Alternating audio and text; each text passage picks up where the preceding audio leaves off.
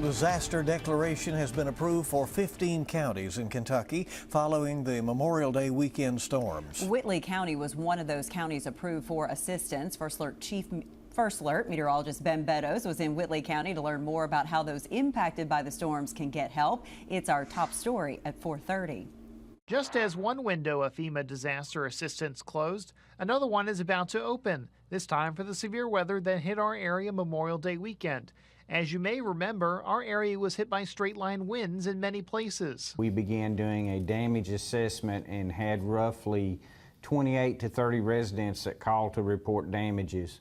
Upon going out there, recording the damages, sending that to Frankfurt, it was evaluated by the state and by FEMA. Some other counties approved for disaster assistance include Knox and Clay counties, among others, in western Kentucky. This is the second time in 2 months that Whitley County has been approved for assistance.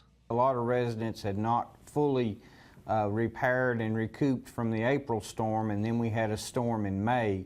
So we had the same path that the storm took, and then it was more extensive and a longer path that caused a whole lot more damage to residents. If you've already called FEMA about receiving assistance, you'll need to call back again now that the counties have been declared. Encourage everybody to register. Even if you have insurance, go ahead and register because there may be some benefits from the Small Business Administration that you could get some very low interest loans. So I would encourage you to register and explore the opportunities that FEMA may be able to give you. Rain says a location for the recovery center still needs to be determined, but he expects the center to be open by mid to late next week.